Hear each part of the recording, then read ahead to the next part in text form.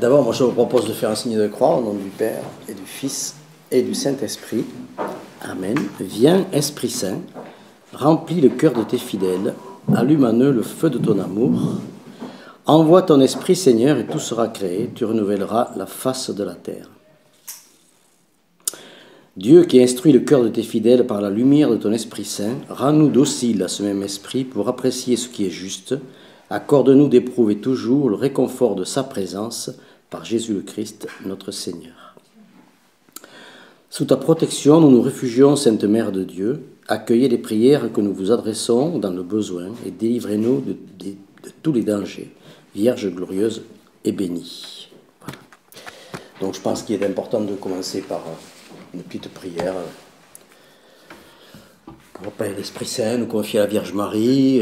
Lorsque 2 ou 3 sont réunis en mon nom, je suis au milieu d'eux. Donc Jésus est à l'intérieur de chacun, mais il est aussi parmi nous et il nous réunit. C'est lui qui nous réunit. Alors bon, Catherine m'a fait appel à moi une nouvelle fois pour parler des conseils pratiques et du recueillement.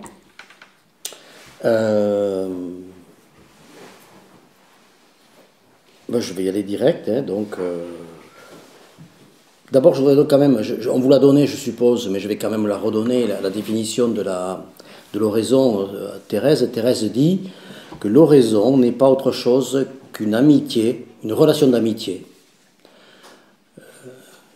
fréquemment, seul à seul, avec celui dont on se sait aimer. Donc, relation d'amitié, au chapitre 15, verset 15, Jésus nous dit « Je vous appelle amis ».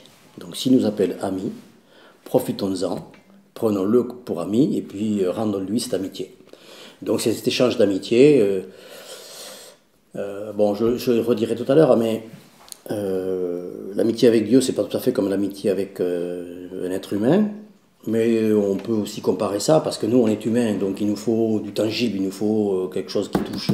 Moi, je suis paysan, donc il faut que je touche les pieds par terre, quoi. Voilà. Il faut du concret. Donc ça se rapproche quand même de ça. Avec la différence énorme, c'est que nous sommes humains et c'est que Dieu est divinité. Donc on n'est pas au même niveau. Par contre, il veut nous tirer vers sa divinité. Voilà. Il faut vraiment profiter de cette relation d'amitié, seul à seul, parce qu'on peut prier en église quand on est à la messe, des fois on dit le chapelet en groupe, enfin bon, il y a beaucoup de prières qui sont en commun dans l'église. Mais il y a ce besoin d'intimité avec Dieu, de personne à personne, parce que Dieu est une personne. Le prophète Élie dit « Il est vivant, le Dieu devant qui je me tiens ». Voilà, donc c'est une relation de personne. Le Dieu est vivant, donc c'est une relation de personne à personne. Même s'il est divinité, il s'est fait homme, Dieu s'est révélé à nous en nous envoyant Jésus qui est homme. Voilà, donc alors le recueillement, de quoi il s'agit? Recueillement, j'y reviendrai tout à l'heure un peu plus en détail, mais grosso modo, si je fais vite, nous avons un corps, nous avons un extérieur, on vit dans le monde, dans tous les sens, je expliquerai ça tout à l'heure, mais aussi on a un intérieur qui ne se voit pas, qui fonctionne différemment, et le recueillement, c'est passer de l'extérieur à l'intérieur. Moi, je suis venu en voiture, j'ai eu une journée chargée aujourd'hui, j'ai fait 36 000 choses depuis ce matin. J'ai eu une journée, et puis là, je suis venu ici, etc. Et là, tout d'un coup, je passe du monde dans lequel je vis, y compris avec la relation avec les autres, à un monde intérieur où je suis seul avec mon Dieu. Et la première des choses, dit Thérèse, c'est la considération. C'est-à-dire qu'en fait, je considère avec la personne en face de qui je suis, ou avec qui je suis. Et vraiment prendre conscience que c'est vraiment avec Dieu que je suis, et pas une personne. Il est personne, Jésus est une personne, mais il est Dieu en même temps. Voilà, alors que moi je suis une personne. Voilà, et le recueillement, c'est ça, c'est passer de cet extérieur à cet intérieur. Donc, comment s'établit Thérèse, elle dit, on l'appelle oraison du recueillement parce que l'âme y recueille toutes ses puissances et se retire au-dedans d'elle-même avec son Dieu.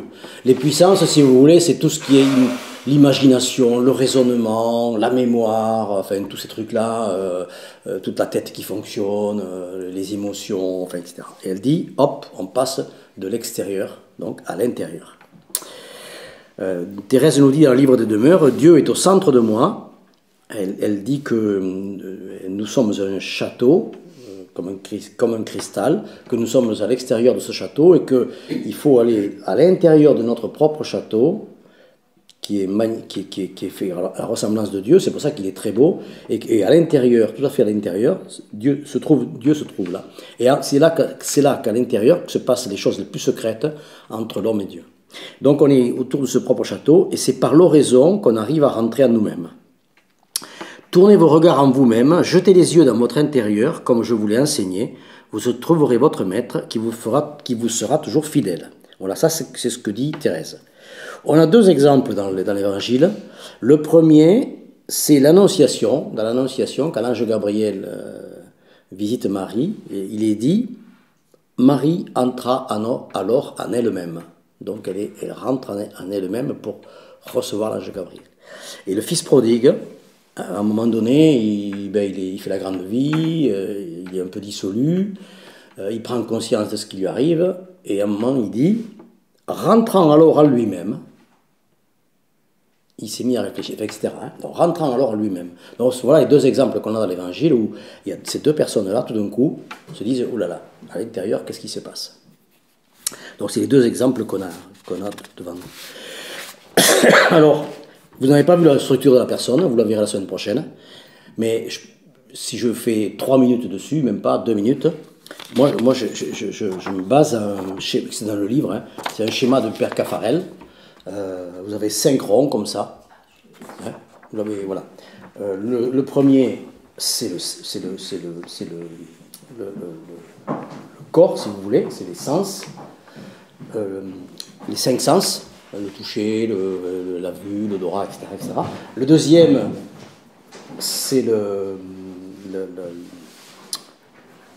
les sentiments. Donc, si vous voulez, voilà, le troisième, c'est mémoire et imagination. Le quatrième, c'est le raisonnement, l'entendement, et puis le cœur profond. Je vais prendre un exemple concret. Je vois mon voisin, je lui donne une gifle. Donc, il va sentir la gifle. Il va vraiment la sentir. Il va avoir un ressenti. Le ressenti, c'est quoi? Ah, il se sent agressé. D'accord? Et moi, je l'ai agressé. Donc, agression. Dans sa mémoire, il va avoir la mémoire de la gifle que je lui ai donnée. Il va imaginer de me la rendre. Il va calculer comment il peut faire pour me la rendre. S'il rentre dans son intérieur, sa volonté lui dit « Non, tu aimeras ton ennemi ». Et il n'y a que par la volonté que vous pouvez le faire. C'est pas avec le corps, c'est pas avec votre ressentiment, c'est pas avec votre mémoire et votre imagination, c'est pas avec votre raisonnement. C'est avec votre cœur profond que vous direz « Non, je veux faire la paix avec lui ». Et donc, dans le cœur profond, vous avez la foi, l'espérance et la charité. Vous avez, alors moi je ne l'ai pas dans mon schéma, mais dans celui-là, l'espérance, la foi et la charité. Donc l'espérance, c'est, si vous voulez, c'est la mémoire longue. Le christianisme a 2000 ans, il va se poursuivre, même qu'il y ait des pépins dans l'église, même si on est dans un moment de turbulence, l'espérance nous fait quand même, et puis nous avons l'espérance de la vie éternelle. La foi, parce que c'est vraiment l'intelligence qui nous donne de la foi, parce qu'on étudie les Écritures, on travaille là-dessus. Et la charité, parce que je me donne à ceux qui sont autour de moi. Moi, je suis venu à Narbonne, je vous donne de mon temps. Voilà, donc c'est de la charité. Ou si je vais visiter un malade, c'est gratuit. Voilà. Voilà. Donc cette structure de la personne, c'est extrêmement important. Et donc, ça veut dire que vous voyez que le recueillement, c'est traverser les couches pour rester vraiment dans son intérieur complet.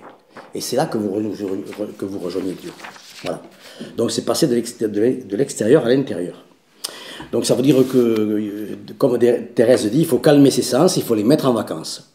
Donc, il faut mettre votre imagination en vacances. Et mettre l'imagination en vacances, pour nous, humainement, c'est pratiquement impossible. C'est très compliqué. Même si vous êtes en oraison, moi je vais repenser au match hier soir, je vais imaginer le match contre le Danemark, etc. Quoi. Vous voyez, donc ça travaille en permanence. Voilà. Et donc c'est comment j'arrive à calmer tout ça, voilà. Alors comment on s'y prend? Moi j'ai déterminé 7 étapes. Alors ça vaut ce que ça vaut, mais bon, La première étape, c'est... alors, ce qu'on appelle dans le jargon, enfin dans le Carmel, on appelle ça la préparation lointaine. D'abord, c'est la volonté. Si vous ne déclenchez pas votre volonté de faire oraison et de dire « je sors du monde et je vais rencontrer Dieu », s'il n'y a pas la volonté, rien ne se passe. Ça ne se fera pas. Et Thérèse dit, il faut avoir une détermination déterminée. Et elle dit même en espagnol, je vous le fais en espagnol. Moi j'ai les œuvres complètes en français, j'ai les œuvres complètes en espagnol, parce qu'il y a des traductions des fois qui sont justes. Et mon éditeur ne voulait pas que je mette ça, mon éditeur ne voulait pas que je mette détermination déterminée. Or Thérèse, elle dit, una muy grande determinación determinada. C'est-à-dire une très grande détermination déterminée. C'est-à-dire qu'elle insiste, hein, très grande détermination déterminée. Parce qu'a priori, c'est pas facile. Et si vous lisez le chapitre 11 du livre de la vie, où elle dit il y a les 4 manières de prier, les 4 manières d'arroser le jardin. La première manière d'arroser le jardin, c'est d'envoyer le seau au fond du puits, et puis on sort de l'eau, c'est pénible, il n'y a pas beaucoup d'eau, etc.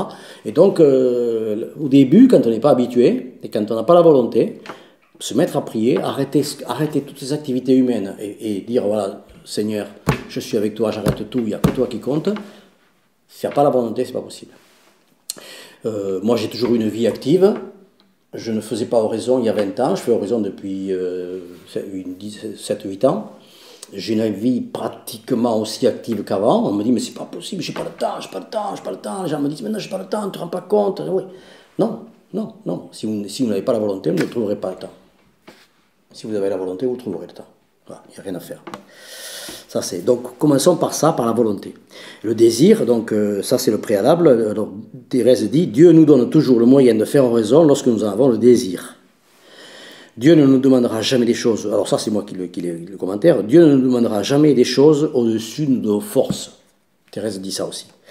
Il faut lui demander de nous aider. Moi, au début, j'avais du mal un peu, et il y avait une conférence à Lourdes pour Notre-Dame du Mont-Carmel. Je vois un carme, j'ai dit, vous savez, pas évident, hein, faire oraison au début, tout arrêter. Il me dit, vous avez demandé à Jésus de vous aider? Ben alors, qu'est-ce que vous attendez? Demandez-lui, il vous aidera. Et donc, ça aussi, ça fait partie parce que nos forces humaines ont des limites. Et on est des petits, on est des misérables. Et donc, et Dieu est grand. Et il nous tend les bras, il nous attend. Donc, si vous lui demandez de vous aider, il ne manquera pas de vous aider. Dieu ne s'impose pas, il respecte notre liberté, mais le premier pas doit venir de nous. Si nous, on ne fait pas le pas, ça ne passera pas. Alors, je ne sais pas si je l'ai mis là. Ben oui, je l'ai mis là. Ouais, d'accord, donc je l'ai mis en suivant. Dans l'Apocalypse, chapitre 3, verset 20, « Je me tiens devant la porte et je frappe. Si quelqu'un entend ma voix et vient m'ouvrir, j'entrerai chez lui, prendre mon repas, moi avec lui, lui avec moi. » Je recommence. « Je me tiens devant la porte et je frappe. Si quelqu'un entend ma voix et vient m'ouvrir, parce que vous pouvez entendre et ne pas ouvrir. Il y a quelqu'un devant la porte, il tape, vous le laissez taper. Vous n'entendez pas. Donc vous savez que Dieu est à la porte. Vous n'ouvrez pas, il ne rentre pas. Par contre, si vous l'entendez, si vous ouvrez, il vient prendre son repas, lui avec vous, l'ordre est important, lui avec vous et vous avec lui. Et à ce moment-là, il y a un échange. Et là, il y a un partage. Et donc vous retrouvez l'Eucharistie derrière. Je prendrai mon repas, moi avec lui, lui avec lui. Donc, mais il y a aussi un échange. Et donc on retrouve l'oraison, l'amitié, ce commerce d'amitié qui se fait. Voilà. Donc ça c'était la volonté, le désir, la volonté. Le deuxième c'est persévérer dans la confiance. Parce qu'avoir la volonté une fois, c'est bien. Il faut l'avoir 2 fois, 3 fois, 4 fois, 5 fois. Il faut l'avoir en permanence. Et pour ça, il faut être persévérant. Donc écoutons, je résolus donc de faire le peu qui dépendait de moi, me confiant à la grande bonté de Dieu qui ne manque jamais d'assister ceux qui se déterminent à tout abandonner de lui. Donc me confiant à la grande bonté de Dieu qui ne manque jamais d'assister ceux qui se déterminent à tout abandonner pour lui. Elle répète, vous voyez, ceux qui se déterminent encore. Hein, voilà. Donc c'est un combat. Ouais, au début, c'est un combat. Moi aujourd'hui, ça fait, je fais oraison plutôt en fin d'après-midi. Bon, aujourd'hui je l'ai fait cet après-midi. Enfin, moi c'est plutôt fin d'après-midi, donc c'est 17, à cette époque-ci, là c'est 17-18h, 17h il fait nuit, je suis dedans, j'allume le feu, Bon, ok. Mais ça peut être... bon, ben hier, il y avait le match. J'ai dit, je vais être crevé après le match. Je ne sais pas comment je vais être. Je le fais avant. Donc, je l'ai fait vers 18h, un truc comme ça. Mais des fois, je me fais prendre parce que c'est 20h, on mange, enfin, on mange, etc., etc. Et puis, quelqu'un m'appelle ou je sais pas quoi. Puis, je me retrouve à 22h. Je n'ai pas fait oraison. Mais je fais oraison. 23h, je fais oraison. Minuit, je fais oraison. Et puis, il y a des après-midi où je n'ai pas prévu, où je vais être pris toute la soirée parce que c'était pas, je me suis pris dans un enchaînement d'amis, de je sais pas quoi. Non, minuit, je fais oraison. Mais je ne me couche pas sans faire oraison. Par contre, Thérèse, elle dit en particulier dans une lettre à son frère, le sommeil est prioritaire. Le sommeil est prioritaire. Et elle l'explique de façon très très bien dans cette lettre. Il y a 2 lettres où elle le dit. Elle dit, on ne négocie pas avec le sommeil. Si vous perdez le sommeil, vous perdez la prière. Donc on ne perd pas le sommeil. Le sommeil, alors je vous le dis à ma manière, le sommeil est prioritaire. Alors qu'est-ce qui se passe? Et donc moi j'arrive, mais si je suis à minuit en train de faire oraison, au bout de 10 minutes, bon je dis écoute Seigneur, c'est bon, je m'endors, je suis le conseil de Thérèse, tu me réveilles quand tu veux. Ça ne manque pas, 2h, 3h du matin, mon premier sommeil est passé, 2h, 3h, 4h du matin, et je me réveille, frais comme un gardon, je m'assieds sur mon lit, je fais la oraison. Donc c'est, voilà, mais ça arrive, mais c'est rare, hein. C'est très très rare que ce mais le rattrapage se fait. Et il n'a jamais manqué de me réveiller dans la nuit. Jamais, jamais, jamais. Si je m'endors en lui demandant de me réveiller, je ne fais pas de 11h ou minuit à 8h du matin. Jamais. Jamais, encore jamais arrivé. Voilà, donc il est fidèle. Mais j'essaie quand même de faire plutôt en fin d'après-midi et de ne pas me faire prendre comme ça. Quand même. Voilà. Donc c'est un combat. Il faut laisser entrer Dieu, ou plutôt vouloir aller le rencontrer dans son intérieur, sans lui barrer la route, dit Thérèse. La porte d'entrée du château, c'est l'oraison. Dieu nous attend plus que nous l'attendons. Thérèse dit, de quelle miséricorde il use envers une âme lorsqu'il lui donne la grâce et le courage pour se mettre généreusement et de toutes ses forces à la poursuite d'un tel bien. Qu'elle persévère seulement. Dieu ne se refuse personne, peu à peu, il fait croître le courage, et finalement, on remporte la victoire. J'ai dit courage, car dans les commencements, le démon accumule des obstacles pour fermer aux âmes l'entrée de ce chemin. Donc elle dit, vous voyez, ça revient, elle est consciente des difficultés. Et elle dit qu'il faut... et puis, effectivement, le malin est là, il trouve toujours un moyen pour vous empêcher, pour trouver un système qui va vous déranger, qui va vous perturber, et qui fait que... Pourquoi? La raison est simple, c'est qu'à partir du moment où vous ferez oraison tous les jours, vous changerez votre vie. Et le démon vous a perdu. Et il vous a perdu doublement, parce que non seulement il vous perd à vous, mais il perd ceux que vous allez convaincre. Et donc il vous bagarrera, c'est sûr, c'est certain. Tout le monde y est passé. Tout le monde y est passé. Elle rajoute que le démon sait qu'il perd son influence sur une âme qui entre en oraison, et qu'en plus de cette âme va en entraîner d'autres qu'il perdra aussi. Vous voyez, j'anticipe sur... Voilà, donc elle rajoute, je le répète, le démon représente à l'âme de tels dangers et de si grandes difficultés qu'il ne lui faut pas un mince courage pour tenir ferme, il lui en faut un très grand et une assistance de Dieu toute particulière. Voilà, donc, et Thérèse sait de quoi elle parle parce qu'elle a lutté pendant 19 ans quand même. Parce que si je vous fais sa vie rapide, en 30 secondes, il y a la première partie de zéro de son enfance, de sa naissance à 20 ans. Elle perd sa mère à 13 ans, elle prend la Vierge pour mère, elle est coquette, de 13 à 16 ans. Il y a ça d'amis IES qui la voient, mais d'amis IS qui viennent la voir, et son père prend peur, il l'envoie chez les Augustines. Et qui n'est pas un monastère à côté. Et donc, elle ne veut pas être religieuse, mais elle ne veut pas se marier parce qu'elle a vu sa mère mourir en couche, et donc elle dit, moi, je ne veux pas de ça. Donc, elle veut... Bon. Et finalement, à 20 ans, elle décide de rentrer Elle a lu des lectures quand elle était malade à 18 ans, chez son oncle. Donc, finalement, elle glisse vers la vie religieuse. À 20 ans, elle rentre au couvent, mais elle n'aura sa conversion, sa vraie conversion, qu'à 39 ans. Donc, pendant 19 ans, elle a lutté. Elle a été partagée entre le monde qu'elle aimait, parce que c'était un couvent ouvert, c'était en 1730-40, 1530-40, tous les garçons étaient partis en Amérique du Sud. tous ses frères sont partis en Amérique du Sud. Et donc les filles ils se retrouvaient sans rien, elles allaient au couvent. Il y avait 180 filles dans ce couvent. Et le couvent était ouvert, donc tout le monde rentrait, tout le monde venait, ou elle sortait, enfin, etc. Et donc elle était bien, elle faisait salon. Elle était dans l'accueil, là, elle voyait des gens, elle était contente de voir du monde. Elle voyait des hommes et des amis, toujours pareil, quoi, des hommes et des femmes. Voilà. Et puis, quand elle était avec Dieu, elle disait, mais enfin, c'est pas possible, je t'ai laissé tomber, je suis allé dans le monde, c'est pas normal. Et puis, elle était attirée par le monde parce qu'elle était. Et puis, à 39 ans, bon, tout d'un coup, elle voit un Christ sanguinolent, la veille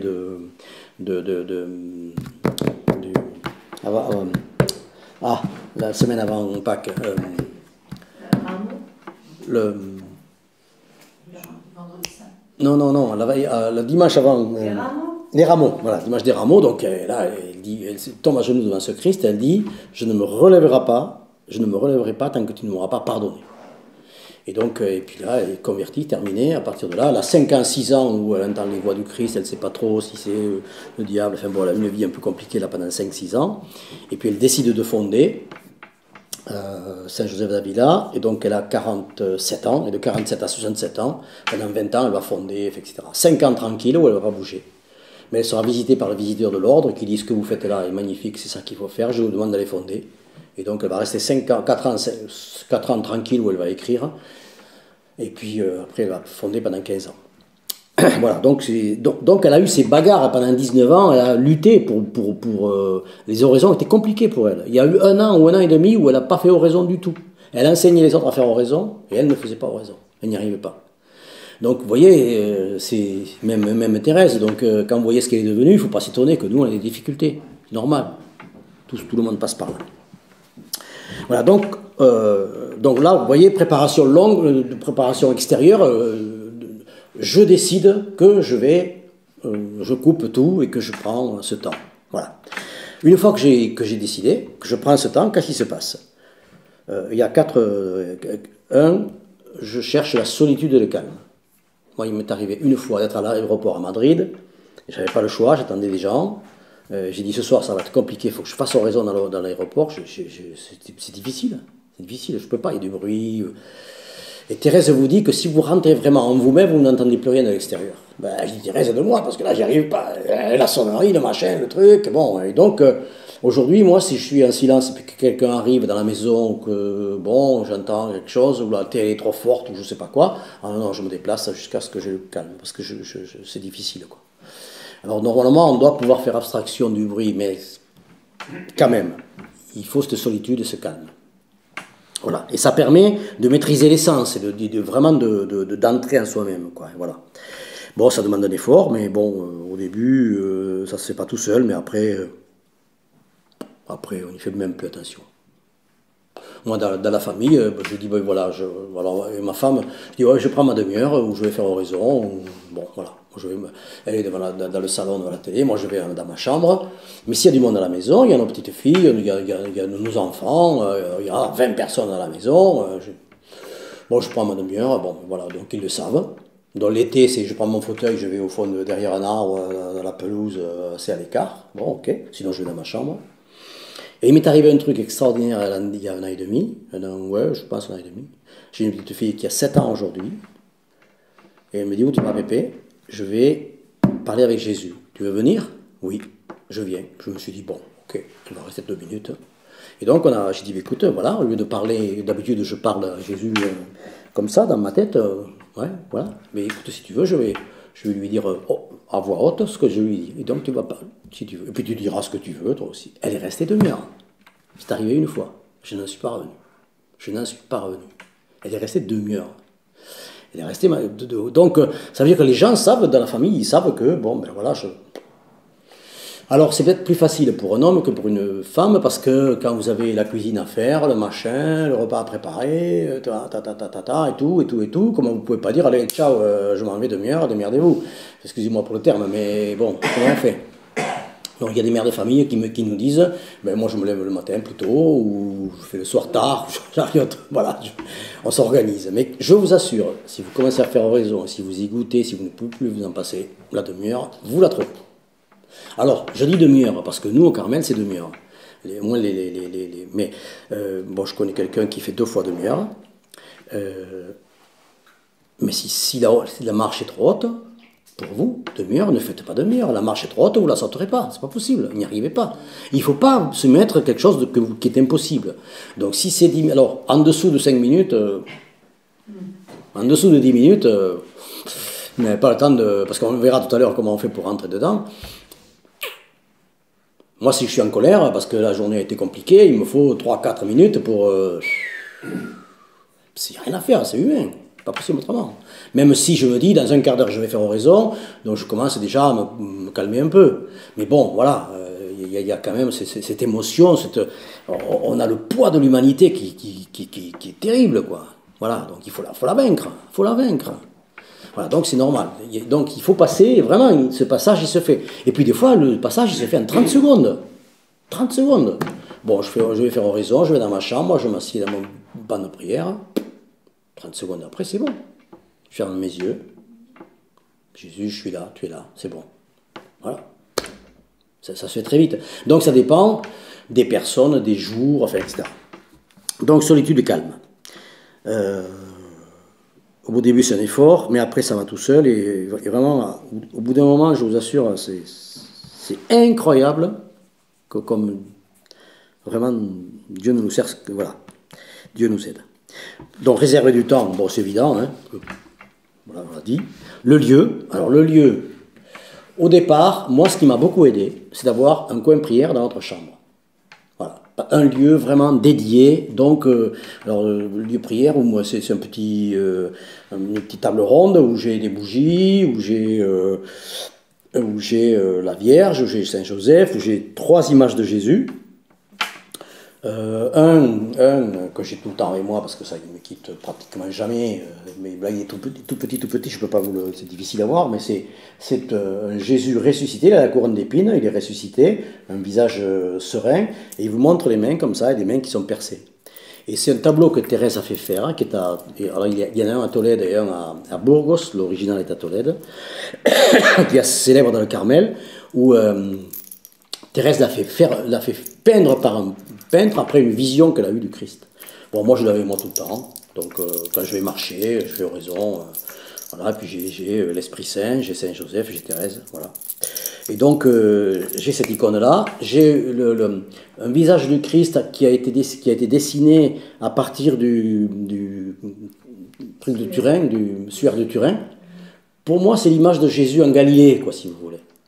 Parce que Jésus en Galilée, moi mon village s'appelle Fiac, Jésus il est en Galilée chez moi, quoi. Il est dans mon village. Enfin, je vous le redirai après, peut-être, je sais pas. Moi, il y a plusieurs images. Enfin, moi, on ira dans les images tout à l'heure. Mais une image que j'aime beaucoup, moi, c'est que, enfin, moi, je suis agriculteur. Quand le blé est presque mûr, on le froisse dans les mains, on souffle pour voir, on craque les dents pour voir s'il est mûr. Mais moi, je ferme mes yeux, je suis dans les champs avec Jésus, avec ses disciples. Je fais partie de ses disciples. Je suis le paquet, quoi. Je suis le groupe. Et donc pour moi c'est important d'avoir cette image de... Et puis après il y a le Christ de miséricorde, celui de Sœur Faustine. Il dit, je t'attends, je sais que tu as fait des conneries, c'est bon, ça va, allez, ne recommence pas, mais viens, tu sais bien que je t'aime. Donc celui-là j'ai besoin qu'il me tale les mains, j'ai dit oui, allez, j'ai dit c'est bon. Voilà, donc ça c'est important. L'attitude du corps. Bah, si vous êtes couché, vous recevez un ami auquel vous tenez beaucoup. Vous n'allez pas le recevoir au lit quand même. D'accord ? Moi, nous, on a un truc classique, un salon avec un canapé et 2 fauteuils. Moi, si je me mets dans un fauteuil, je ferme les yeux, Jésus est dans le fauteuil d'à côté. Mais je suis dans mon fauteuil, correct. Si vous venez un jour à la maison, je vous installerai dans un fauteuil. Donc voilà, mais je suis dans mon banc de prière aussi. Je peux marcher. Et faire ma randonnée, enfin pas ma randonnée, mais je vais marcher. Par contre, si je marche avec mon épouse, je ne fais pas oraison. Parce qu'on est ensemble, on parle, on échange quelques mots, etc. Donc c'est pas... Si je vais tout seul, et moi souvent je vais marcher tout seul, c'est 4-5 fois par semaine, bon ben voilà, je joue l'utile à agréable. L'inconvénient de la marche, c'est qu'on peut être très facilement distrait. Et que c'est difficile, vous ne pouvez pas fermer les yeux, donc vous avez du mal à vous concentrer. Mais par contre, si je suis tout seul, Je parle à Jésus, à voix haute, je parle à Thérèse, je parle à Marie, donc je leur parle. Au lieu de parler mentalement, mais je mélange du mental, de l'oral, du... Voilà, alors là, le danger, c'est que je risque de me faire entraîner un petit peu, quoi. Dans une distraction, on verra la distraction, les difficultés la prochaine fois, mais voilà, ça c'est le risque. On n'a pas la même intériorité en marchant que lorsqu'on est assis, recueilli, c'est un peu différent. Mais Jésus, il est partout. Il était avec ses disciples en marchant, partout, donc il n'y a pas de souci. Il était au bord du lac, il pêchait, il est partout, Jésus, il est partout. Il est vivant avec nous partout, donc il n'y a aucun souci. En voiture, alors un jour j'étais avec un prêtre, enfin avec un carme, on allait de Toulouse à Lisieux, et il me dit, bon Bernard, on arrête, on fait oraison. Je dis, attends, moi je vais pas faire oraison, je conduis. Non, non, il m'a dit, c'est bon, reste les yeux ouverts, mais on fait oraison. Ah, j'ai dit, là, tu m'as fait une de bonne. Il me dit, écoute, essaye, tu verras. Ne pense plus à rien du tout, mais essaie de... Bon, moi, ça m'arrive des fois. Mais c'est... Je trouve que c'est un peu tiré par les cheveux quand même. Parce qu'on n'a pas la même concentration, on n'a pas la même... On est obligé de faire attention à la route quand même, il n'y a rien à faire, quoi. On n'a pas la... Bon, voilà.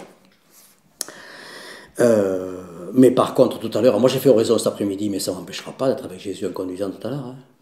Aucun problème. En plus, j'ai Thérèse sur ma clé où j'écoute Marie-Christine Barrault qui lit Thérèse. Donc voilà, il y a des trucs que je connais par cœur, mais ça fait rien. Un quart d'heure ça, un quart d'heure autre chose. Enfin, bon, voilà. Et donc, ben, en venant, il y avait le chapelet sur RCF. Donc j'ai fait le chapelet avec RCF en venant. Donc, si vous voulez, c'était pas oraison, hein, puisque j'ai fait oraison avant de partir. Mais il y a cette... Parce que l'oraison, c'est une chose... Enfin, je dévie mon truc, là, mais... l'oraison, c'est une chose. C'est demi-heure. Mais il reste quand même 23h30. Et alors, qu'est-ce qu'on fait de ces 23h30? On va pas dire, Dieu, ciao, je t'ai fait demi-heure, c'est bon, hein, démerde-toi. Enfin, excusez, je suis grossier, mais c'est expressif au moins. Non, non, tu es avec moi en permanence. Moi, ce matin, je fais l'interview à la radio, je savais que j'allais parler, je dis, écoute, j'ai pris l'Esprit Saint, on dit, non, écoute, l'Esprit Saint, il y a des gens qui vont m'écouter, qu'est-ce que tu veux leur dire? Qu'est-ce que tu veux leur dire? Mets dans ma bouche ce que tu veux leur dire, moi, je sais pas. Donc, quand je rencontre quelqu'un, que j'ai une rencontre importante ou autre, chaque fois, moi, je prie l'Esprit Saint, mais aide-moi, dis-moi, qu'est-ce qu'il faut que je fasse? Qu'est-ce qu'il faut que je dise? Aide-moi, ne me laisse pas tomber. Voilà, donc tu sais bien que je suis faible, tu sais bien que j'arriverai pas tout seul. Voilà, que tu es présent et que tu m'accompagnes. Donc je te fais confiance, je te fais confiance. Voilà. Et des fois, il y a des situations compliquées. Voilà. Voilà, donc l'attitude du corps, donc une attitude normale, digne, voilà. Par contre, à l'aise. À l'aise. Moi, si je suis crevé, ça m'arrive. J'arrive le soir, c'est complètement crevé, je m'assieds sur le lit. Je suis sur mon lit, je m'assieds, ben, je ne m'assieds pas contre, hein, je ne me couche pas, je m'assieds. Donc j'ai des images de Jésus devant, je dis, écoute Jésus, je suis crevé, j'en peux plus, donc écoute, on va passer le temps comme ça, je suis assis, je suis trop fatigué. Ben ouais, il le sait que je suis fatigué, il le sait que j'ai donné ma journée à je ne sais pas quoi, pas de problème, il n'y a pas de souci. Je pense qu'il y a, enfin, en tout cas c'est mon interprétation, mais je crois qu'il n'y a pas de souci. Et puis, Jésus, au pied de si vous regardez l'évangile à la Samaritaine, il était fatigué au bord du puits, il était fatigué, il avait soif. Et qu'est-ce qu'il lui dit en premier? Donne-moi à boire. Donc, il était fatigué. Donc, c'est normal que moi je sois fatigué, je suis crevé. Mais par contre, moi je lui ai dit, d'accord Jésus, donne-moi à boire à moi. Parce que moi je veux de ton eau vive. Donc, c'est ça la discussion aussi. Donc, dans la simplicité, détendu, dans la souplesse. Moi, il y a 4 mots importants que je n'ai pas mis là parce que c'est dans un autre, je le mets dans un autre topo, mais je vous le donne quand même, vous l'avez dans le bouquin. 4 mots importants. Fidélité. Fidélité. Je l'ai mis en 4e, je crois, dans le livre. Fidélité.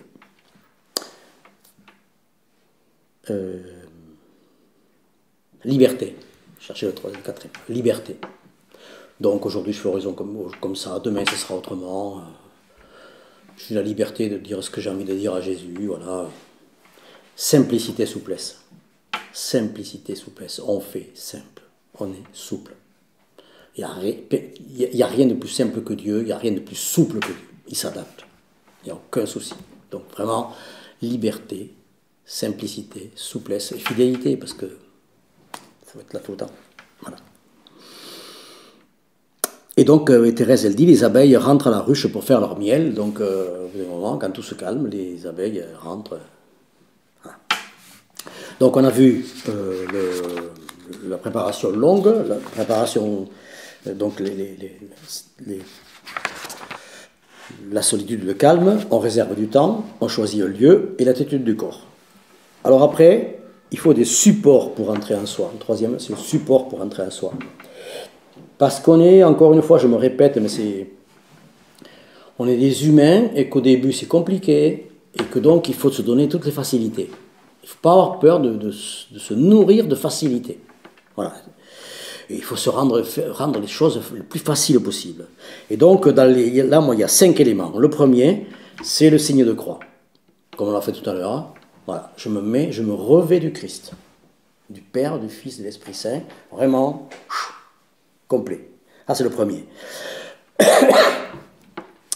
Le deuxième, c'est une icône, une photo, quelque chose qui rappelle, quelque chose qui fixe le regard, et puis vite on ferme les yeux, quoi. Parce que l'icône, vous l'avez devant les yeux, mais si vous fermez les yeux, aujourd'hui, par rapport au temps de Thérèse, Thérèse n'avait pas les images qu'on a aujourd'hui. Elle avait elle a eu beaucoup de mal à imaginer le visage du Christ.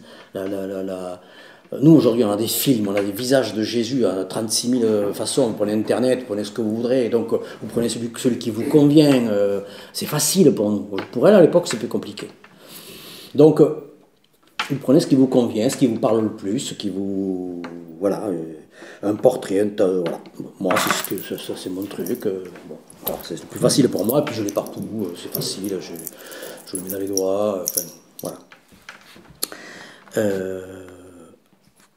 Thérèse, elle dit, parlez-lui comme à votre frère, à votre maître, votre ami, votre épouse, ce que vous voudrez, et puis si vous ne savez pas quoi lui dire, regardez-le. Parce qu'il y a des moments où vous ne savez pas quoi dire à Jésus. Puis vous le regardez simplement. Parce qu'il y a des fois, comment vous dire, vous n'arrivez pas à exprimer ce qui est en vous. Il y a des tas de trucs, et puis il y a tellement de choses en vous, il y a des joies, il y a de l'espérance, il y a des pépins. Moi, aujourd'hui, j'ai eu une joie, j'ai eu 2 joies, et j'ai eu un gros pépin, enfin, pas moi, mais j'ai appris, enfin, une fille qu'on accompagne au baptême qui m'appelait en me disant non, il faut remettre le rendez-vous parce que j'ai un gros pépin, un énorme pépin, et puis elle a un énorme pépin. Mais j'ai pensé à elle toute la journée, j'ai appelé ma femme, j'ai dit écoute, prie pour elle, voilà, donc ça se mélange ça. Et donc, si vous exprimez pas tout mentalement, distinctement, vous dites Jésus, voilà ma journée. Voilà, j'ai fait ce matin, bon, il y a eu ça, il y a eu le direct à la radio pour le radiodon, etc. Bon, qu'est-ce qu'on fait la radio, qu'est-ce qui nous motive, bon, j'ai été voir le diocèse pour les comptes, machin, les primes de fin d'année, il faut déjà s'en occuper, les papiers, voilà. Bon, je suis rentré, on a enregistré pour la partie qui va passer au régional ce soir, je suis rentré, bon, j'ai fait raison, j'avais un truc à voir avec mon beau-frère parce que, enfin, etc., enfin, tout un tas de trucs. Je viens ici, oui, la journée, c'est bon, quoi. Et donc, comment voulez-vous, moi, je veux pas passer toute ma journée. Alors, toutes les journées ne sont pas comme ça, hein. Il y a des journées qui sont plus calmes, mais toute la journée, je ne vais pas dire à Jésus, il y a eu ça, il y a eu ça, il y a eu ça. Non, Jésus, je t'offre tout. Et donc, vous vous laissez aller, quoi. Voilà, je te donne tout. Je te remercie pour tout. C'était génial. C'était super. Heureusement que tu étais là. Parce que je ne sais pas comment j'aurais fait à tel moment, à tel moment. Comment j'ai eu l'idée d'appeler cette fille pour lui dire on reporte le rendez-vous. Puis elle me donne sa catastrophe. Enfin, je dis mais écoute, moi je ne peux rien faire pour toi. La seule chose que je vais faire, je vais prier pour toi. Alors, prier pour toi. Puis je vais demander à d'autres personnes de prier pour toi. Elle m'a remercié. Elle était confondue en excuses. Mais je dis mais ne t'excuse pas. Enfin, avec le pépin que tu as, tu penses à autre chose. Non, je veux simplement te dire qu'il y a des gens qui vont prier pour toi. Donc rien que ça. Voilà, c'est ça la charité, c'est ça le partage. Bon. Je mélange un peu tout, mais voilà. Donc, le signe de croix, l'icône, la bougie, ça aide au début. Certains vous diront, musique ou pas, attention, l'oraison, c'est pas un concert. Si pendant 2 minutes, une musique peut vous permettre de vous calmer, bon, pourquoi pas. Moi, souvent, quand je marche dehors, je mets la première en chemin. Donc voilà, la première en chemin, je me la mets, je fais ma première en chemin, et puis je chante avec Marie. Puis après, ça dure 2 minutes, 3 minutes, voilà. Alors le cinquième, c'est des phrases préférées. Bon, moi, mes phrases qui me viennent le plus facilement, c'est les phrases de Thésée, le chant de Thésée. Jésus le Christ, lumière intérieure, ne laisse pas les ténèbres me parler. Jésus le Christ, lumière intérieure, donne-moi d'accueillir ton amour. Parce qu'il y a tout. Jésus le Christ. Jésus le Christ. Donc c'est vraiment un homme, Dieu. Lumière intérieure, parce que c'est vraiment ma lumière intérieure. Ne laisse pas les ténèbres me parler, parce que je sais que je suis faible, je sais que je tombe, il n'y a rien à faire. Je ne veux pas. Oui, mais, hein, voilà, je ne fais pas le bien, je fais le mal que je ne voudrais pas faire, et je ne fais pas le bien que je voudrais faire. Ça, c'est Saint Paul, vous savez. Donc, ne laisse pas les ténèbres me parler. Jésus le Christ, lumière intérieure, donne-moi d'accueillir ton amour. Voilà, quand je fais les funérailles, moi, Jésus prend pitié, ça, je ne peux pas le dire. Je ne le dirai jamais. J'essaie de ne pas le dire. Donc c'est Jésus, accueille notre amour. Tu nous tends les bras. Moi, est-ce que vous, en tant que parent, vous prenez pitié de vos enfants? Moi, non. Je les aime. Je les embrasse. Je les console. Mais je ne prends pas pitié. Même s'ils font la pire des conneries, je ne prends pas pitié. Je les aime. Je les prends dans les bras, je leur fais une bise. Puis je dis, Jésus, fais-moi une bise. C'est bon. Voilà, c'est ça. Pour moi, le vrai pardon, c'est ça. Et puis simplement, j'ai confiance en toi, Seigneur, j'ai confiance. Je suis heureux d'être avec toi. Simplement, Jésus. Voilà. Prenez votre formule. Il y en a 36 000 formules. Quelque chose qui vous convient. Et ces phrases-là, quand vous les redites, alors vous pouvez en dire une ou l'autre. Moi, c'est Jésus le Christ qui revient. C'est celle qui me revient le plus facilement.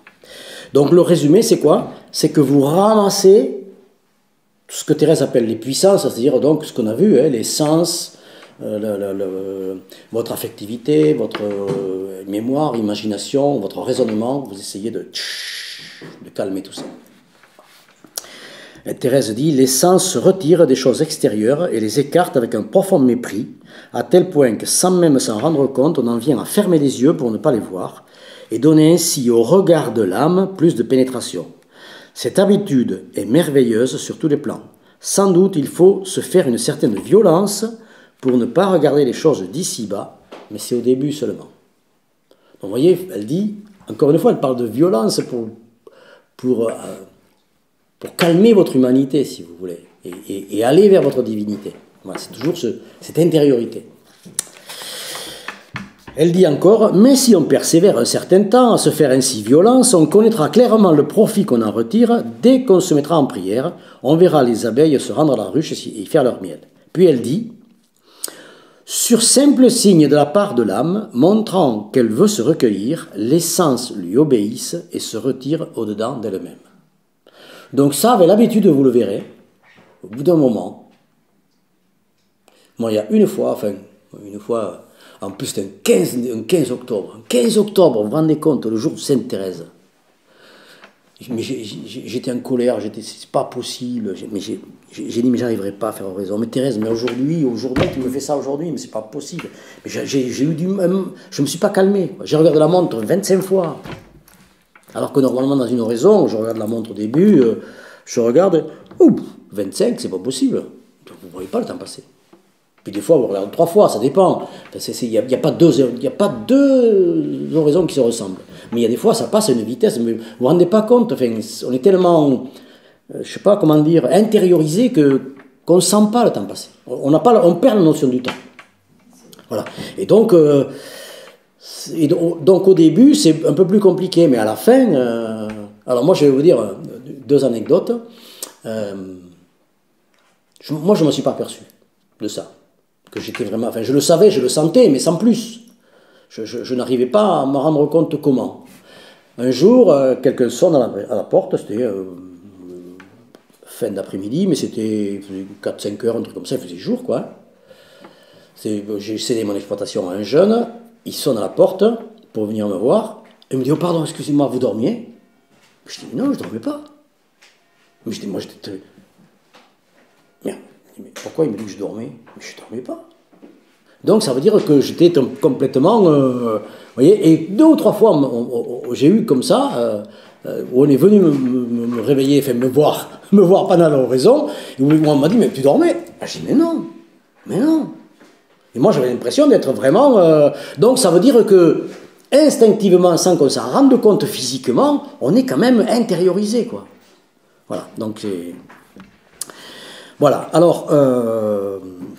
si je reviens dans mon ordre, on a dit préparation longue, préparation préparation longue, oui, avec volonté. Oui, volonté, nanana. Le 2, c'était la solitude, avec le calme, la réserve du temps, le lieu, l'attitude du corps. Les supports, d'accord, tout ça c'est fait. Les sens se retirent, je l'ai vu. Voilà. Et le 4e, Thérèse, elle dit, mais je reviendrai après sur la structure de l'oraison. Parce qu'il y a quand même, pour Thérèse, il y a une structure générale de l'oraison. Il y a beaucoup de liberté, de souplesse et de simplicité là-dedans. Mais même malgré la simplicité, la souplesse et la liberté, il y a quand même une structure générale. J'y reviendrai tout à l'heure. Hein. Si j'y pense pas, dites-moi-le. Donc, elle dit réfléchir à sa vie passée. Bon, je dis, on commence par le signe de la croix. Et la première des choses, Thérèse, elle dit, on récite un confiteor, elle dit le chemin de perfection, on récite un confiteor et on regarde sa vie passée. Et donc, la vie passée, ça peut être il y a 3 jours, mais ça peut être, enfin, c'est surtout la journée, puisque vous faites oraison tous les jours. Grosso modo, c'est la journée. Mais vous pouvez aussi repenser il y a 2 jours, 3 jours, etc. Moi, je me suis frité avec une belle sœur. Un peu de mal. Ok. Ma femme m'a mis en contradiction. Elle m'a dit, mais dis donc, et dans ton oraison, qu'est-ce que t'en fais de ça? Ok. Et donc, donc, je demande à Jésus, mais aide-moi, quoi. Qu'est-ce que je fais? Qu'est-ce que je fais? Il faudrait bien que je m'en sorte de ça. Parce que moi, je suis pas bien, là. Donc, qu'est-ce que je fais? Et donc, il me trouvera la solution. Hein. Il me trouvera la solution. Moi, je ne suis pas tout à fait prêt. Mais je lui demande. Pourtant, le pardon est donné. Mais le pardon, il est donné, mais j'arrive pas à faire le pas quand même. Enfin, c'est compliqué. Ok, il va falloir que j'y arrive. D'une manière ou d'une autre. Mais j'y arriverai pas tout seul. C'est pas possible. Alors, Marie s'y mettra peut-être. Thérèse s'y mettra aussi. Mais moi, j'aime beaucoup Marthe Robin. Donc, des fois, je dis à Marthe, écoute... ok, j'y arriverai pas tout seul, c'est pas possible. Démerdez-vous, aidez-moi comme vous voudrez, mais aidez-moi. Donc ça viendra, ça se fera, j'ai confiance, pas de souci. Mais bon, voilà. Et donc dans sa vie passée, il y a des choses qui sont des petites anecdotes, des petits trucs. Purée, cette personne, j'ai pas été la voir. C'est pas possible. Comment je me suis démerdé encore pour perdre ma journée, perdre mon temps et ne pas passer voir cette personne, j'aurais dû. J'avais dit que je voulais y aller, mais je n'ai pas été, mais c'est pas possible. Demain, bon, allez. Voilà, vous avez des tas de trucs, des tas de petites... C'est votre vie normale, il n'y a rien d'extraordinaire, quoi. Mais vous voulez faire des choses et vous ne les faites pas. Voilà. Et puis, je sais pas, des fois, on médit, enfin, il n'y a pas très longtemps, j'ai dit des choses sur mon curé qui n'étaient pas très, très sympas. Alors, je me suis dit quand même, bon, alors que c'est quelqu'un que j'aime bien, avec qui on s'entend très bien, mais bon, je me suis dit, là, Jésus, quand même... Il faudra que tu passes un coup de gomme et un coup de pardon. Et heureusement que tu me pardonnes, parce que je suis mal. Hein. Donc là, j'ai dérapé. Quoi. Enfin, voilà, enfin, moi, je suis un langage très direct avec Jésus. Voilà, il y a le respect immense, immense, parce que c'est mon Dieu, il n'y a rien à faire. Mais alors peut-être j'ai tort, peut-être tout le monde n'a pas cette familiarité, mais bon, il y en a qui vous voient. Il faut que chacun trouve sa façon, quoi, c'est tout. Voilà, et moi, il faut respecter tout. Moi, c'est comme ça. Bon, j'en ai parlé avec des directeurs spirituels qui me disent vas-y, si c'est comme ça que ça te va. Voilà, donc. Voilà. Alors, l'oraison me fait. Donc, cette réflexion à la vie passée, on va rejoindre la discussion de tout à l'heure. C'est un miroir, si vous voulez, sur vous-même. Et alors, pour vous voir, c'est compliqué. Pour vous voir vivre. Il y a plusieurs types de miroirs. Il y a le miroir où vous vous regardez à la glace, vous voyez, d'accord? Donc vous vous regardez, vous dites qu'est-ce que j'ai fait aujourd'hui? Bon, d'accord. Mais il y a un autre miroir. L'autre miroir, ce sont les autres. qui vous disent des trucs. Et moi, j'ai la chance, c'est une grâce extraordinaire, d'avoir une femme qui ne me fait pas de cadeaux. Et qui me dit, dis donc, pas très cohérent tout ça. Et puis des fois, comme je dis, mais tu sarcles aujourd'hui. Il n'y a pas de même morte. Mais au moins, voilà, je sais que... Voilà. Mais ça, c'est mon miroir le meilleur, quoi. Parce que moi, quand je me regarde à la glace, elle me déforme. J'ai une glace déformante à la maison. Donc, elle m'embellit un peu. Donc, je fais gaffe, quoi. Alors que ma femme, elle ne m'embellit pas du tout. Et bingo. Voilà. Mais bon, je vous assure qu'il y a 51 ans et demi de mariage, donc ça va, il n'y a pas de souci. Mais bon, ça c'est une grâce. Pour moi, c'est une chance extraordinaire. Parce que, et puis, je travaille avec des gens avec qui je leur dis, mais dites-moi, quoi. Voilà. Et on a cette chance de travailler. Je l'ai à RCF, mais je l'ai eu ailleurs. J'ai eu la chance d'avoir une fille avec qui j'ai travaillé dans le milieu agricole. On était en responsabilité tous les deux. Elle m'avait choisi comme son secrétaire général. Elle était présidente. Après, j'ai pris sa succession. Et on était à Paris, en réunion, on fait des tas de trucs. Elle m'a dit, tu sais Bernard, tu as fait une intervention, mais ton intervention, elle est loupée complètement. Elle est loupée complètement. Ce que tu as dit, ce que tu avais à dire était bien, mais tu l'as dit de façon telle que c'était nul. Absolument nul. Et moi, ça m'a interpellé. Elle m'a dit, j'espère que je ne te vexe pas. Non, c'est pas, tu sais, c'est pas pour te vexer. Alors je dis, attends, arrête. On passe un deal. On se dit ce qu'on a à se dire. Et donc, on s'est concerté. On se disait tout ce qu'on avait, toutes les critiques positives qu'on avait à se dire. Mais les bonnes aussi, hein. Et les moins bonnes.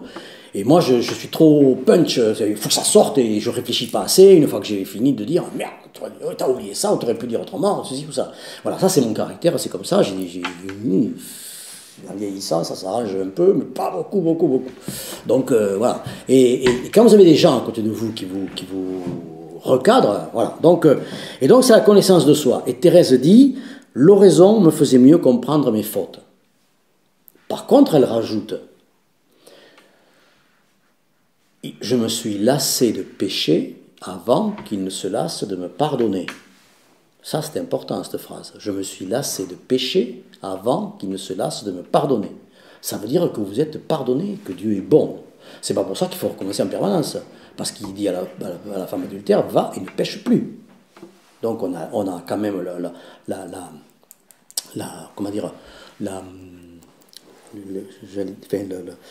la conscience de dire non. Tu ne vas pas pécher parce que je te pardonne. Améliore-toi, quoi. Par contre, le fait en permanence se regarder. Et dans le bouquin, je dis que c'est la lampe qui éclaire dans les coins. C'est-à-dire qu'en fait, Jésus, à partir du moment où on fait oraison, où on se regarde vivre, où on essaie de se regarder sans concession, en disant, mais voilà, j'ai eu telle attitude. Mais au fond, cette attitude-là, c'était quoi? Qu'est-ce que c'était? Qu'est-ce qui m'a poussé à faire ça, ou à penser ça, ou à ressentir ça? C'était de la jalousie? C'était quoi? C'était de l'orgueil? C'était quoi? Qu'est-ce qu'il y avait dessous? Il y a quelque chose dessous.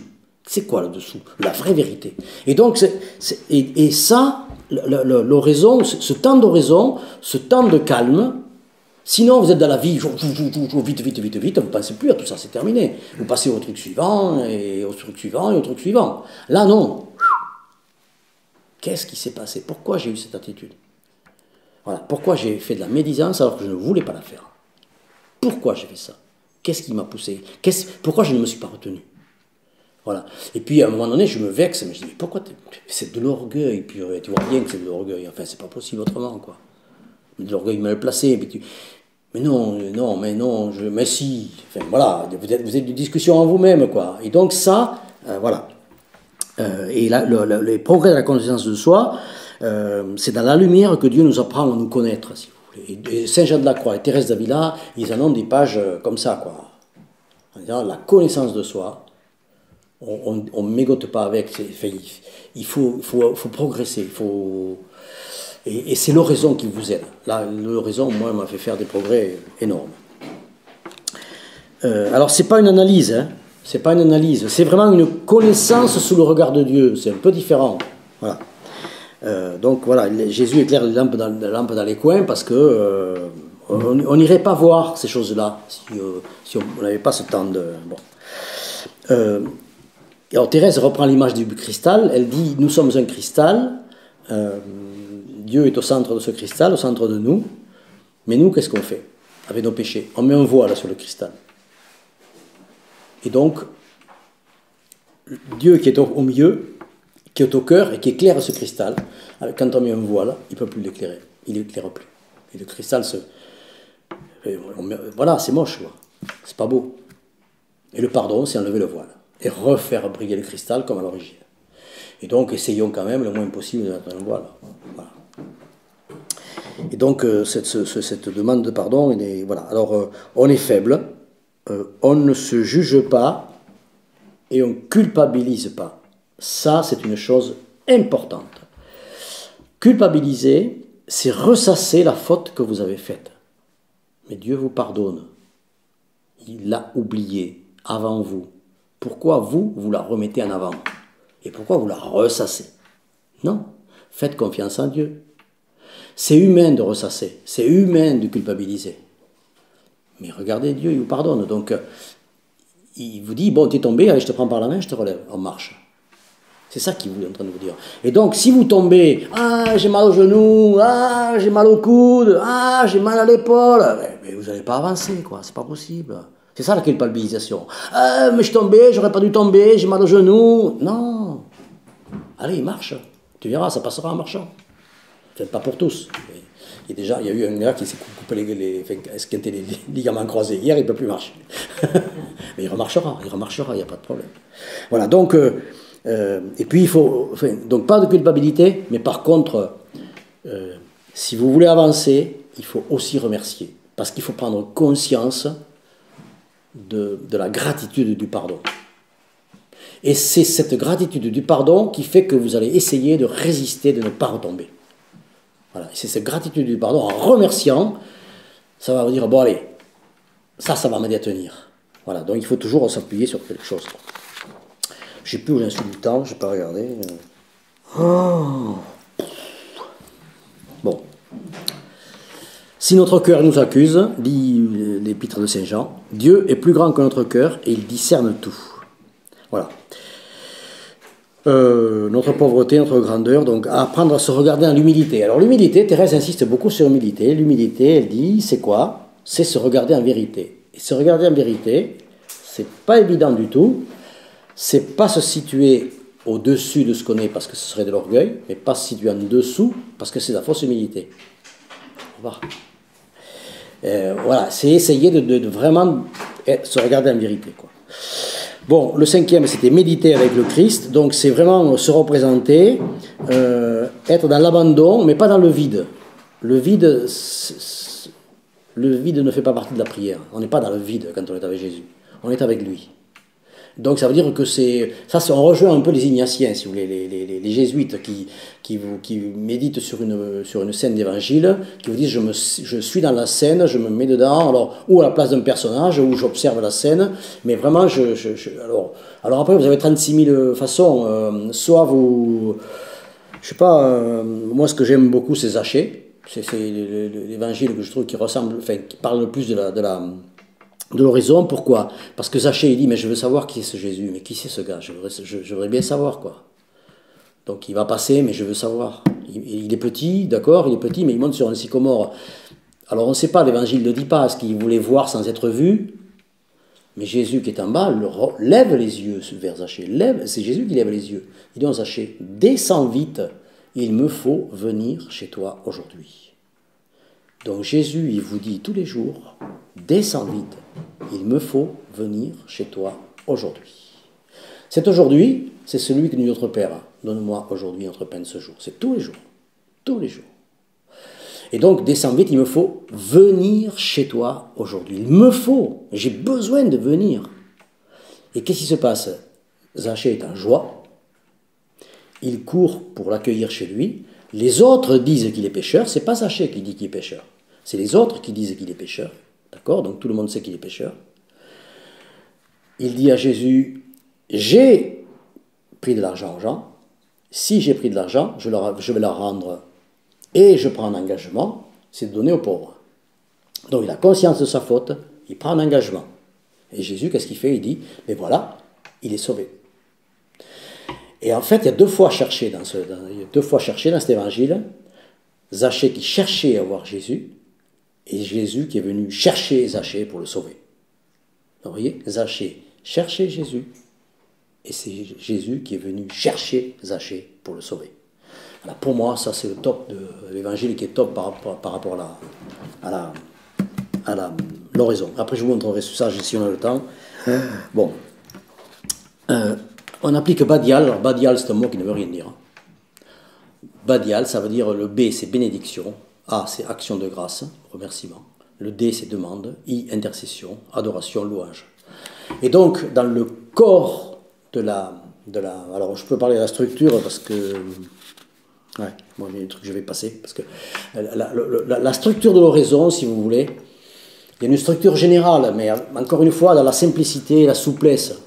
Mais la structure générale, c'est la considération en premier, bon, le signe de croix est la considération en face de qui je suis, je vous l'ai dit, la demande de pardon, et puis au milieu, tout le milieu, tout le ventre mou, j'allais dire, de l'oraison, c'est Badial.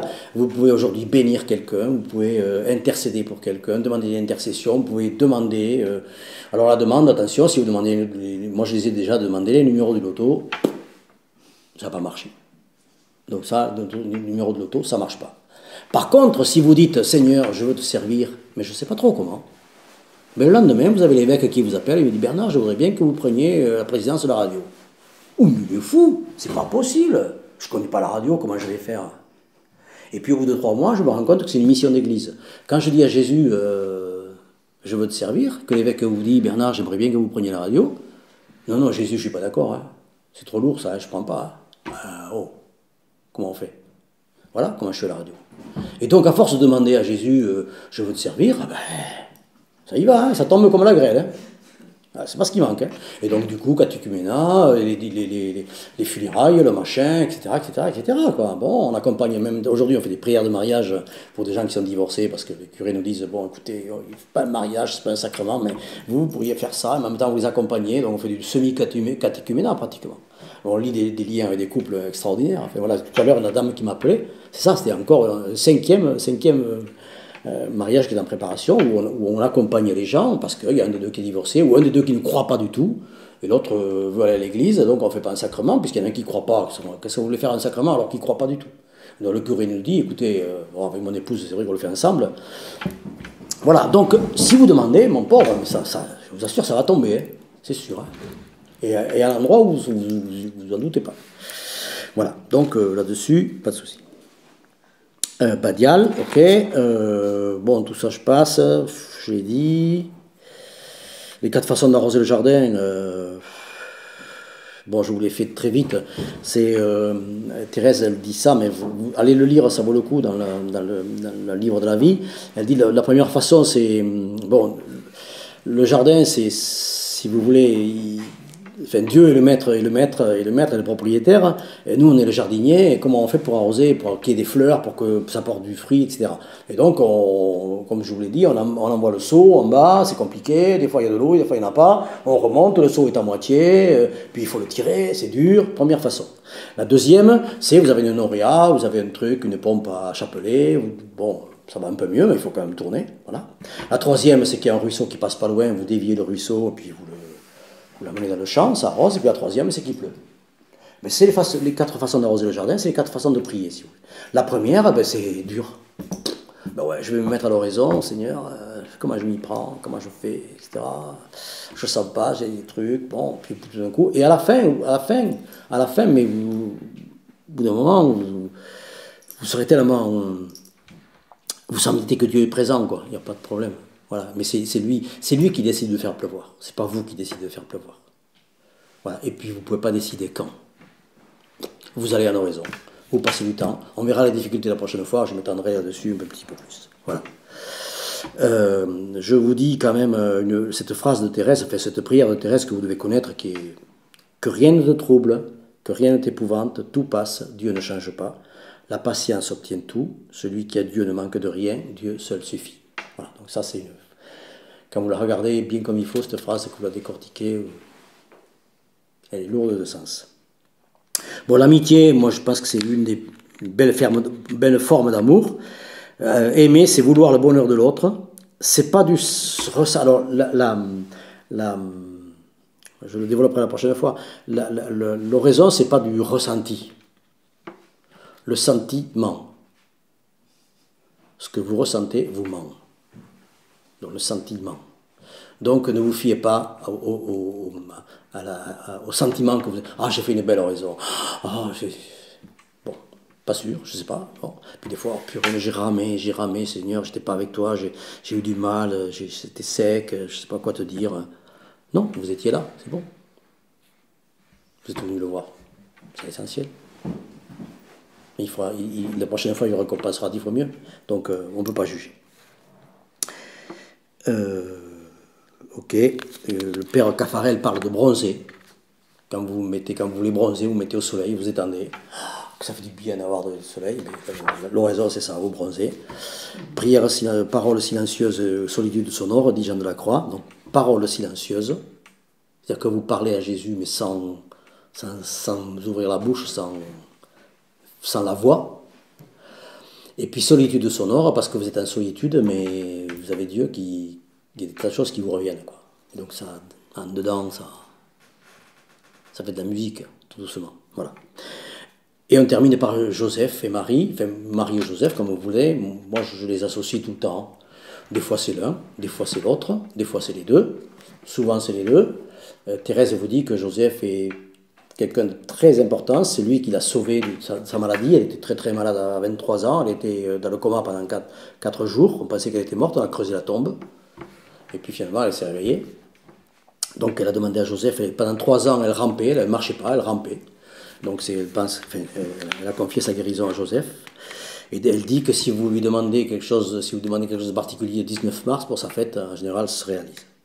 Je prends un exemple, nous on a notre deuxième fille qui a divorcé, ça va faire 5 ans, là. Ben, à la fin du mois, oui, là, on y est, tiens, ça fait 5 ans. Moi, j'ai dit à Joseph, écoute, je ne sais pas ce que je peux te demander pour elle, je ne te demande rien. Je te demande une seule chose. Je te demande de la prendre par la main et ne la lâche pas. Elle n'est pas croyante. Je te demande de la prendre par la main et ne la lâche pas. On a 3 filles différentes. Voilà. C'était une fille qui était dans la mode à Paris, elle était en intérim. Donc elle était vachement bien à l'intérim, bien payée, elle choisissait ses entreprises, elle dit voilà, au mois d'août je ne bosse pas, entre Noël et 1er de l'an, pendant 3 semaines, un mois je ne bosse pas, voilà, donc bien payée, son mari avait un bon salaire, etc. Tout d'un coup, intérim, comment justifie un salaire pour acheter la maison, etc. Elle s'est fait un souci pas possible, bon la maison on l'a aidée, il n'y a pas de souci, bon. Elle a un coup de fil d'une de ses amies, bon écoute, un patron de service chez Dior qui lui dit écoute voilà mon patron veut te voir, il t'embauche. Ben, attends, oui il veut m'embaucher mais il ne me connaît pas. Non mais il n'y a pas de problème, moi je connais, je sais comment tu travailles, on t'embauche. Il n'y a pas de problème, tu viens. Elle y va, bon ben voilà, vous allez voir, voilà le travail, à quoi ça consiste et tout ça, ça vous convient, oui, mais vous allez voir la DRH, c'est bon. Elle dit mais attendez, vous ne me connaissez pas. Non, mais il n'y a pas de souci, Et en fait, ce patron, il dit à tous ses ouvriers, vous connaissez l'ambiance de la maison, vous savez comment on bosse. Moi, je ne fais pas d'appel à candidature. Dans vos connaissances, vous avez des gens qui correspondent à ce qu'on fait. Vous les enseignez, je la prends. Aujourd'hui, elle est styliste chez Dior. Elle part en Égypte cette semaine parce qu'il y a des, je sais pas quoi, pour bosser, parce qu'il y a comment on appelle ça, une collection, enfin, je sais pas quoi, donc... Voilà, un bon salaire, super place et tout, voilà. Ah ben, si c'est pas Joseph, qui c'est? Il a pris par la main, il l'a amené là où il fallait. Et moi, j'aurais demandé, est-ce que vous pensez que moi, j'aurais pu demander ça à Dieu? Non, jamais, c'est pas possible. Donc c'est ça la demande, vous voyez. L'intercession, c'est, voilà, Marthe Robin, Marthe, je te demande, voilà, enfin, c'est pas loin de la demande, mais c'est demander à un saint. Moi, j'évoque Thérèse tous les jours, à longueur de journée. Thérèse, t'as fait des monastères, t'avais pas de fric, t'as acheté, puis finalement l'argent est arrivé, tu t'es démerdé. Moi, j'ai pas de fric à la radio, comment je fais? Et j'ai besoin d'argent. Je te fais confiance. Ben, le Covid arrive, alors vraiment je suis trop long, mais bon, tant pis, je finis. Le Covid arrive, et mon gendre est vigneron, enfin, le Covid, il vend plus de vin, la cave fermée pour le vin nouveau, etc., etc., etc. Bon, je dis, mais comment la radio peut aider des mecs comme ça? Comment je peux aider les restaurateurs qui sont fermés? Comment je peux en parler? Je ne peux pas faire de la pub, je ne vais pas leur demander de faire de la pub. Enfin, comment je fais, quoi? Comment je fais? Mais Seigneur, aide-moi, Thérèse, aide-moi! Tout d'un coup, alors de fil en aiguille, dans des oraisons, en dehors de l'oraison, enfin tout un tas de trucs. Tout d'un coup, je me suis dit, mais c'est des mecs passionnés quand même, tous ces gens. Il faut que je les interviewe sur leur passion. Et je crée une chronique qui s'appelle Mon métier, ma passion. 6 minutes. Et donc, je la repasse 3 fois dans la semaine. Et donc, c'est des gens qui donnent du peps, qui expliquent leur passion, et tout un tas de métiers. Par qui je peux faire financer ça? Je vais voir, je suis assez copain avec la fille de la communication du conseil départemental. Je vais la voir, je dis, tu sais, moi je veux vanter les mérites du Tarn, est-ce que je ne peux pas en parler à ton patron? Ouais, si tu veux, viens. Je rencontre le président du conseil départemental, je dis, voilà, on a une radio, etc. C'est la mouise partout, tout le monde baisse les bras, c'est le bordel partout. Moi, je veux donner de la langue, je veux donner du peps. Et je veux faire parler des gens qui ont de la passion. Ah, il me dit, purée, mais c'est vachement bien ce truc. Mais je vous demande 12 000 euros. Ah, il dit, oh, il m'a donné 9 000. Et bien voilà mon équilibre de l'exercice qui était mal barré. Et bien voilà. Et cette année, je dis, ouais, vous savez, on s'était engagé à 40 chroniques, ça marche vachement bien. Ah oui, c'est bon, on recommence. 9 000 euros de plus cette année. Et puis je lui dis, ouais, mais je vous avais demandé 2 000 euros pour le fonctionnement. Non, non, il me dit, le fonctionnement, ça m'emmerde de vous payer ça. Moi, j'aime pas ça. Faites-moi un projet. Si vous voulez des projets, on a deux émissions qui s'appellent Un chemin de vie. C'est moi qui l'a fait aussi, parce que le prêtre qui la faisait est décédé. Et puis une autre qui s'appelle Carrefour des initiatives. Et moi, je trouve qu'il n'y a pas assez d'économie dans notre radio. Il n'y a pas assez de patrons. On a beaucoup d'associatifs, beaucoup de trucs, mais pas assez de gens qui tirent devant, quoi. Et j'ai dit, écoutez, on fait Carrefour d'initiative, chemin de vie. Chemin de vie, moi je fais ça avec des gens croyants, pratiquants, etc. Je veux aussi le faire avec des gens qui servent la société, voilà, des gens qui... Et bien il me dit, fais-moi un projet, je te le finance. Merci Thérèse. Mon monastère est financé. Si c'est pas ça la prière, si c'est pas ça l'oraison, comment vous l'appelez? C'est incroyable. Enfin, comment cette idée m'est venue par la tête? Je ne sais pas, j'en sais rien, je suis capable de vous dire. C'est l'oraison, c'est la force de la prière. C'est pas autre chose, quoi. Hein. Voilà. Bon, les saints préférés, je finis parce que...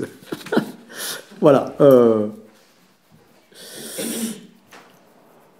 Sa Majesté sait mieux que nous ce qui nous convient. Et nous n'avons pas à lui demander et nous n'avons pas à lui donner des conseils sur les dons à nous faire. Je la redis parce que je l'ai massacré. Sa Majesté sait mieux que nous ce qui nous convient et nous n'avons pas à lui donner de conseils sur les dons qu'il a à nous faire. J'adore cette phrase. Et il y a une phrase où elle dit « Le Seigneur ne s'arrête pas des minuties. Si c'est de cœur que nous le prions, c'est de cœur qu'il va nous donner. » Donc, il ne s'arrête pas des minuties, il ne va pas chercher des petits trucs, des petites bêtes. Allez, livrez votre cœur, dites-lui ce que vous avez à vous dire. Allez-y, demandez-lui. Il vous boostera, mais c'est sûr, c'est pas possible autrement. Bon, il y a une constante chez Thérèse, l'oraison finit toujours par donner des œuvres. Nous sommes des Élisabeth. Je finis le bouquin là-dessus. Nous sommes des Élisabeth. Lors de la visitation de Marie, l'enfant que portait Élisabeth a tressailli d'allégresse. Marie visite Élisabeth, et l'enfant qui est dans Élisabeth tressaille d'allégresse. Laissons-nous visiter par Marie les dons que Dieu nous fait et qu'il veut nous donner, nos projets que nous portons en nous et qui ne demandent qu'à naître, vont alors tressaillir en nous d'allégresse. Et donc, vous avez des trucs à l'intérieur. Mais laissez-vous visiter, ça va bondir, ça va jaillir, ça va y aller. Voilà. Que ta volonté soit faite. Voilà, regardez cette image, je vais vous la faire circuler. Regardez cette image, regardez-la, faites-le, regardez-la, il y en a 3, vous me les rendez, parce que j'y tiens. Hein. Mais regardez-la bien, et puis je vais vous la commenter. J'ai accompagné, c'est un prêtre qui m'a demandé de l'accompagner en Espagne, il faisait découvrir la foi dans l'art. Et donc il commente les tableaux au Prado, à Madrid, et puis on était à Tolède, et puis on était à Villa, etc. Et je lui ai dit un jour, écoute, regarde ce tableau, il est magnifique, c'est l'oraison. Et il me dit, Bernard, moi je commente les tableaux, cette fois-ci celui-là, c'est toi qui le commentes. Alors ce tableau, il est quoi? C'est un tableau de Francisco Ribalta, il s'appelle « Le Christ étreignant Saint Bernard ». Il m'a ému parce que pour moi c'est le symbole de l'oraison. Jésus ressuscité semble assis au pied de la croix. C'est cette même croix sur laquelle il a dit « j'ai soif ». Parce que sur la croix, au moment de mourir, Jésus il dit « j'ai soif ». Voilà. Et donc, c'est de chacun de nous qu'il a soif. Hein. Est-ce que moi j'ai aussi soif de lui que lui a soif de moi? Ça, c'est une question. C'est tout l'enjeu de cet entretien d'amitié. L'entretien d'amitié, c'est ça. Est-ce que je vais répondre à ta soif et est-ce que moi, je vais avoir soif de toi? La croix est également le lieu du rachat. Père, pardonne-leur, ils ne savent pas ce qu'ils font. C'est ce que Jésus vient de dire. Or là, Jésus est assis sur la croix. Il est assis sur la croix, mais vous voyez son corps... Alors voilà, donc Thérèse recommande toujours de commencer par son oraison, par la demande de pardon. Elle a confiance absolue à la miséricorde du Seigneur. Le Christ se présente non blessé. Regardez son corps, il est non blessé. Il est dans son intégralité et il est dans sa nudité. Il est nu et il est intègre dans son intégralité. C'est-à-dire non seulement dans son humilité, mais aussi dans son intimité et même sa proximité. Parce qu'il se met nu. Ça veut dire qu'il est en contact direct, peau à peau. Bon, il se fait connaître sans aucune barrière. Il n'y a rien qui sépare. Rien, aucune barrière. D'accord ? Son visage penché laisse transparaître un regard d'une douceur affectueuse sans la moindre condescendance. Jésus n'est pas condescendant. Il regarde, il a un regard affectueux. Illustrant les propos de Thérèse dans sa définition de l'oraison, celui dont nous nous savons aimer. Et vous voyez bien que Jésus, il aime Saint Bernard là-dessus. Regardez son regard, d'accord ? Et le Christ ne regarde que Saint Bernard. Il a les yeux fixés sur lui complètement. Les bras vigoureux de Jésus expriment davantage sa délicatesse que sa force. Ils soutiennent Saint Bernard, mais ils ne l'enferment pas.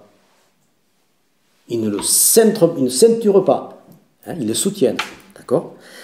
Saint Bernard s'abandonne complètement dans ses bras affectueux qui enlacent, qui l'entourent. Sa main est tellement relâchée qu'elle pend sous le vide. Donc vous voyez, sa main, Saint Bernard, elle pend complètement. Vous voyez qu'il est relâché complètement.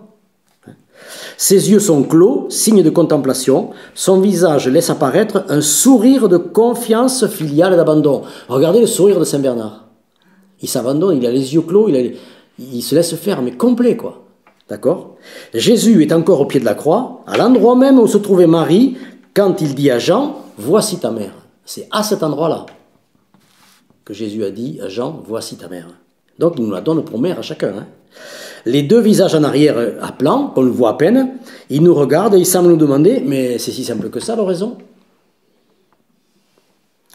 Voilà, au Carmel, on termine toujours son oraison en se confiant à Marie et à Joseph, à Saint Bernard, en se confiant à Marie que Saint Bernard appelait dans sa prière étoile de la mer. Donc Saint Bernard appelait Marie étoile de la mer. Et nous, au Carmel, on termine toujours nos oraisons par une prière à Marie. Voilà, vous regardez cette photo, c'est l'oraison, quoi. On n'avait qu'à la regarder et puis c'est bon, vous êtes en oraison. Voilà ce que je voulais vous dire. Je reprends les photos si ça ne vous fait rien. Mais c'est vrai, hein, c'est génial, quoi. Alors, de toute façon, vous faites le Christ enlaçant Saint Bernard, Ribalta, sur Internet, vous l'avez. Merci.